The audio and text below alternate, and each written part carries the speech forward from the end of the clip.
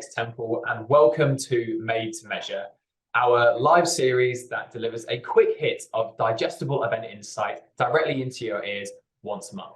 Today, I'm joined by fellow host and event industry amigo, David Riddell, and we're going to be spending the next 15 to 20 minutes talking about how you can turn your survey data into strategic and actionable insight.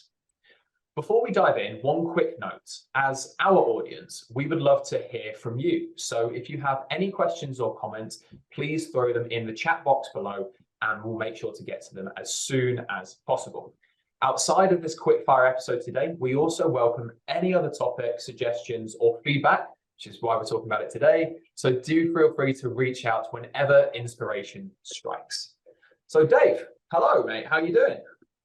Oh, I can't complain. I can't complain. You know, it's another good week. The weather is turning. I love summer. So, you know, all smiles on my end.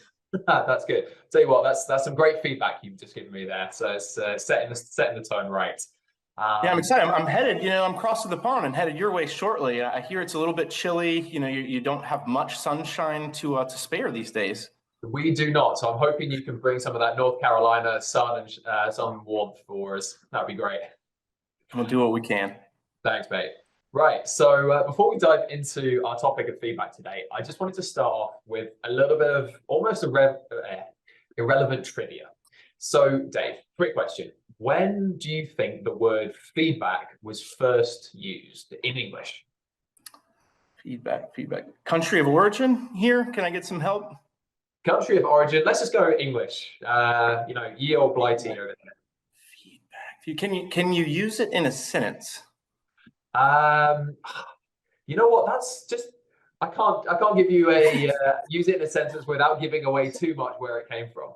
You know, I was just watching the spelling bee. You know, these kids have really smart questions. I'm just trying to narrow down the years here. I don't know, maybe like the 1700s. I have no idea.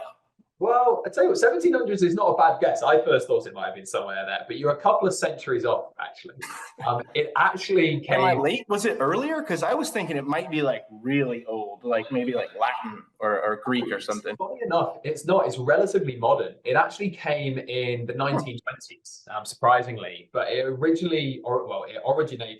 originally from a publication in electrical science from the early 20th century, and it was used to describe the electrical current feeding back into a cable.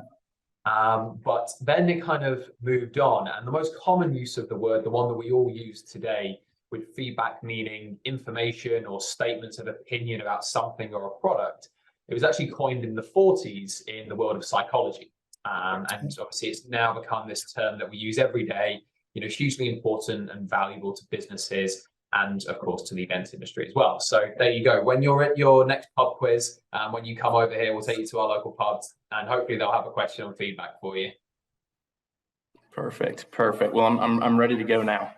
Amazing. Right. So what I'm going to do is I'm going to start a timer. So in a minute, we'll have 15 minutes up here just to keep us on track, Dave. So let's start at the beginning, which is always a very good place to start. So first of all, why is feedback so important? Yeah, it's a great question. And I think you really have to maybe even take a step back and look at the root of what we're all doing.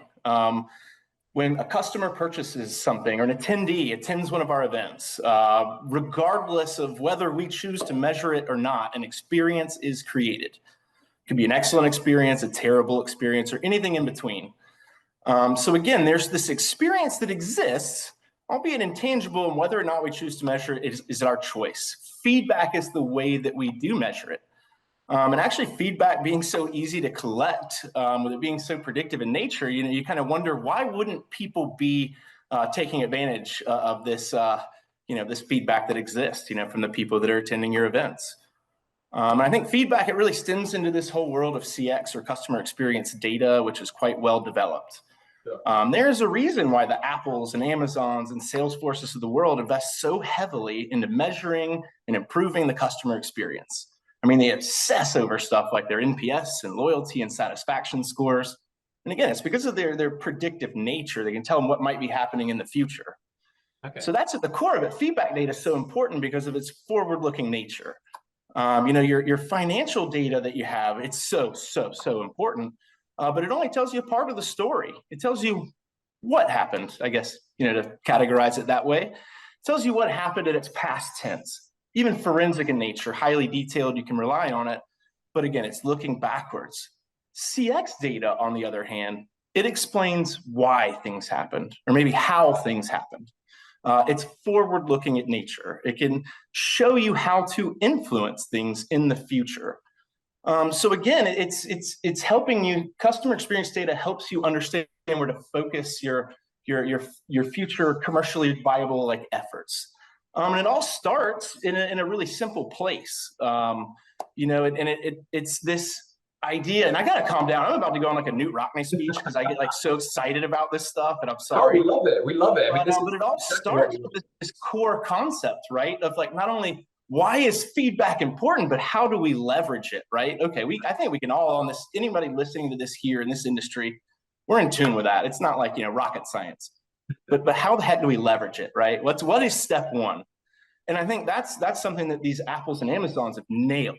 They have created a customer feedback loop. And we can do that in our industry by creating an attendee feedback loop. So let me hand it back over to you. I've been talking for a while. I need a sip of water here, but this is great stuff. Thanks for having me on again.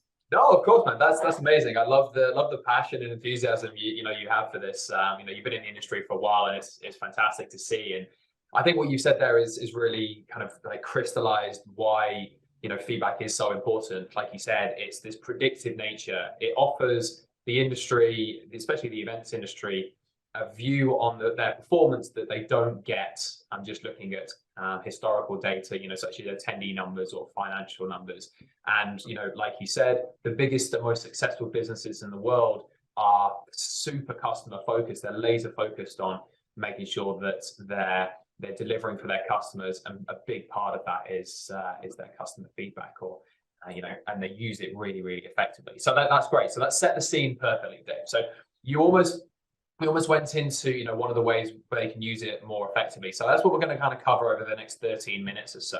So you've got 3 tips for us on how our audience can use their feedback and leverage it much more effectively, specifically in the events industry. So what is the first thing that you've got for us? How can people use it more effectively?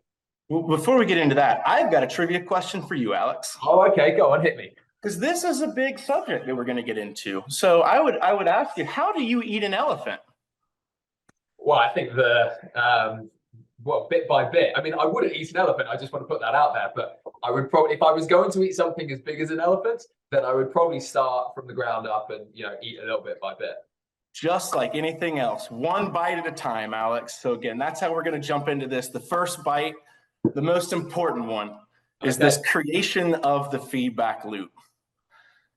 So again, I think that again, we can all agree, maybe to what extent may vary, that feedback's important, but it's a tactical thing if you're not actually leveraging it, if it's even tactical. So in creating a feedback loop, the most important first step you have is understanding what do you want to measure. Your event exists, as we've already established, whether or not you measure the customer experience, it exists. So now how do you start to quantify these kind of soft metrics, if you will, and how they're influenced by things like your different maybe attendee types, and what are their objectives and priorities? How do we measure where they're experienced? How was it received? What were their expectations? And how did we deliver? So number one, we've got to understand what we're going to measure. What are our event KPIs? How do we, in our organization, define success?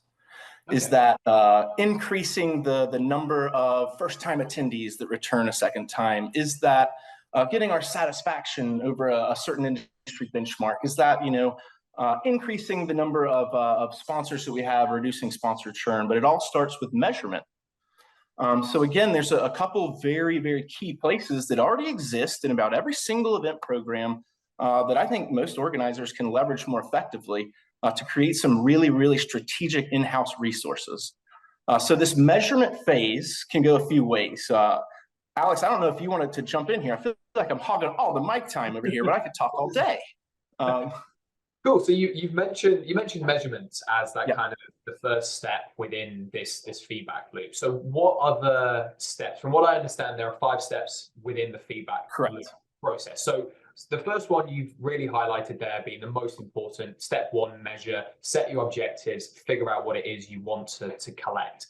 What are the other steps of the feedback loop in that process? After you measure, what's going on at your event and you start to quantify that customer experience, well, what's the point if you don't analyze it? Step two, analyze. After you've had a chance now to measure all this data, structure it, put it in an environment where it can be analyzed, well, now it has to be shared with the right people. So step three after analysis is making sure that all of the stakeholders that are involved with the decision making and strategic planning with the event have access to the data so that they can then do step number four, which is to make decisions. Again, closing the feedback loop enables event organizers and consumer product companies and everyone. It enables people to make big decisions with confidence.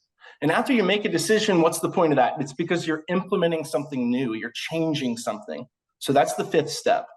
So after you've measured, analyzed, shared the data with the right people, made the right decision, and then made a decision to act or implement change, well, now you're starting all over again. You've implemented some change, and now you need to measure the effects of that change, how it's received, because fortunately, unfortunately, the needs of our audiences, they're forever evolving, probably more in the last 3 years than ever before. So we need to understand, what are their objectives and priorities and motivations? How can we deliver an experience that makes for a good time for that attendee, a valuable time, and it all starts with measurement.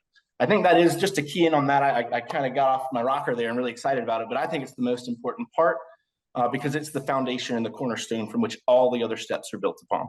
So I think yeah, you couldn't have said it better. And that first pillar of this entire process of how to leverage and how to make the most of your feedback is you've got to measure it. You've got to collect it in a way that allows you to do more with it.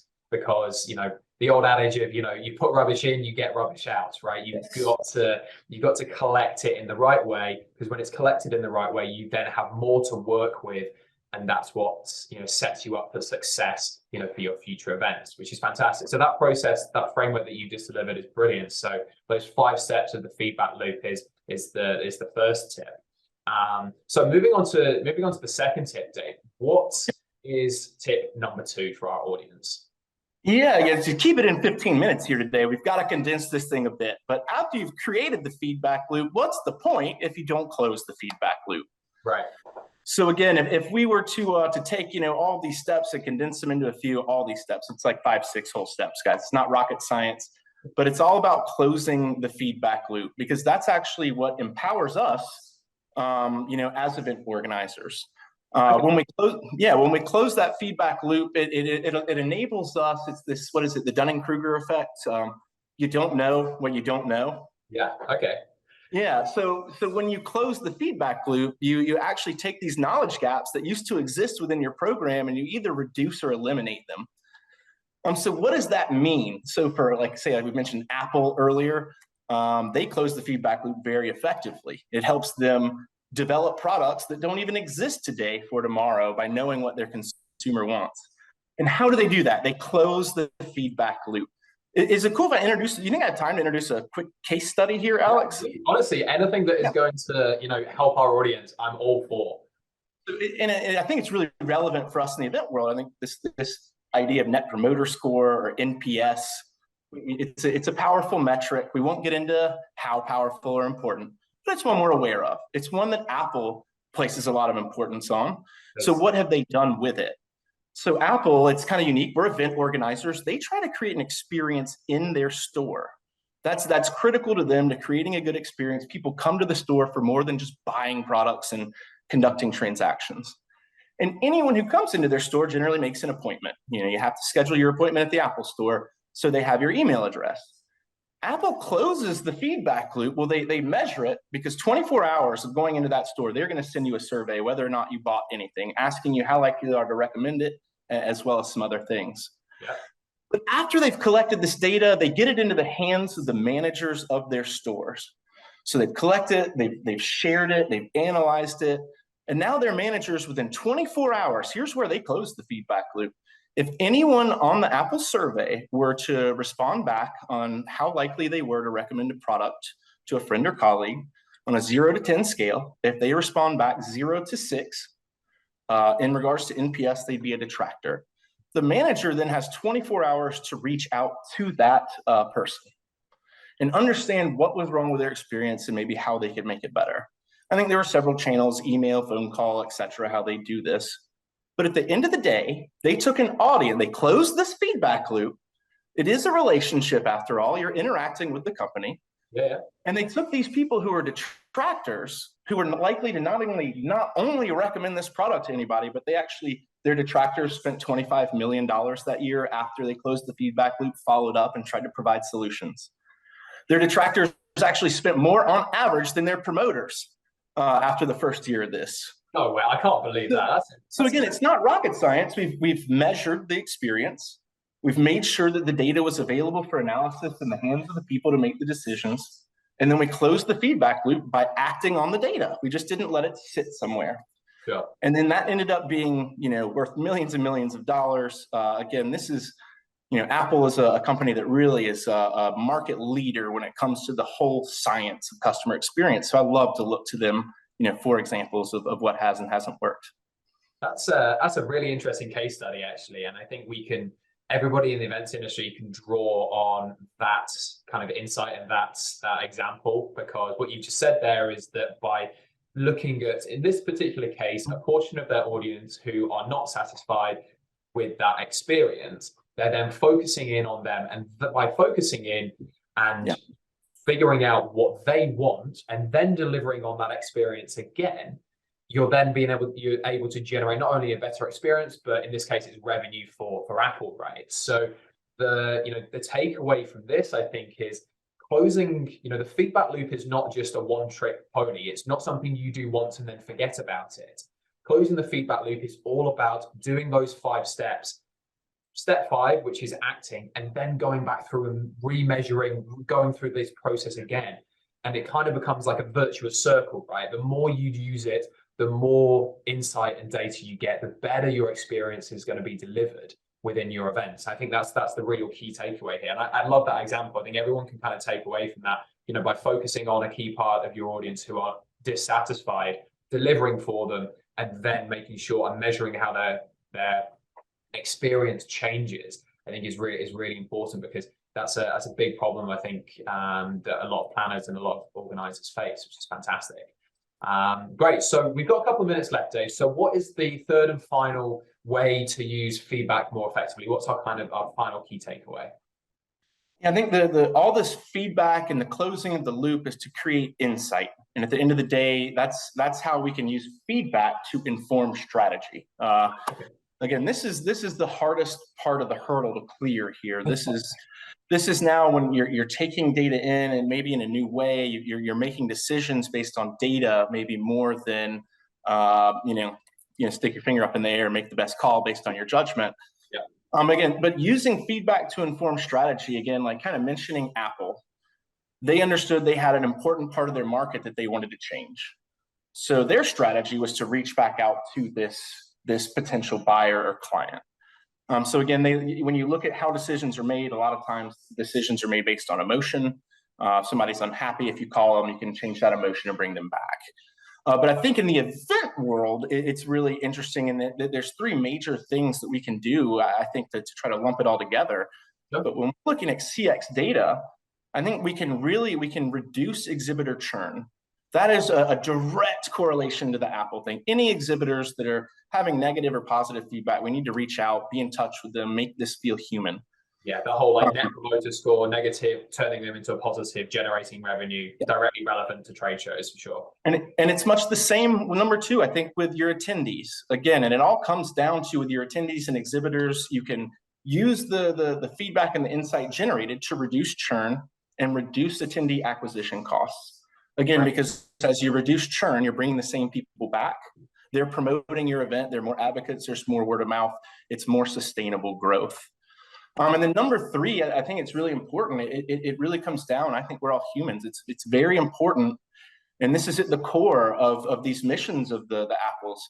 We have to be focused on creating an experience that is truly a desirable and enjoyable and valuable experience to our attendees. So again, we have to understand through our feedback, as the needs and expectations of our audience evolve, we have to deliver on their priorities and objectives. I think we all attend events for totally different reasons now. I go to virtual events for a very specific purpose. I'll go to an in-person event for a day to meet with a couple people. It's very different than it was in 2018 and 17 and 19. So I think it's understanding now your audience and what their expectations are, where the gaps are between what you're delivering and what they're expecting, and then weighting those gaps to things like advocacy, loyalty, likelihood to return, importance. And again, that will drive your commercial allocations or commercial investments into the areas of your program that are most important.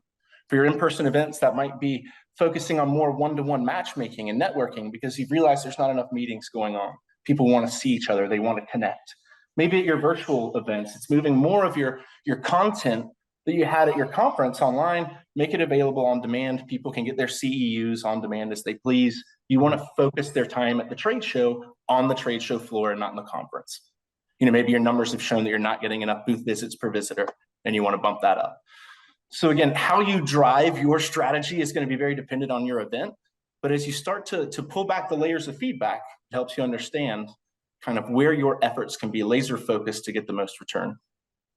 I think that's fantastic, Dave. That's a really insightful kind of like top 3 tips that you've given our audience there. And using feedback to inform strategy is the kind of the outcome of the first 2 tips that we talked about today, about creating a feedback loop, closing it, and then that is giving you the tools necessary to drive that strategy forward. So yeah, that's a fantastic way to look at this problem, and help our audience and everybody in the events world actually use feedback and maximize it, because we know how important it is, as we said at the start, how important it is to our industry.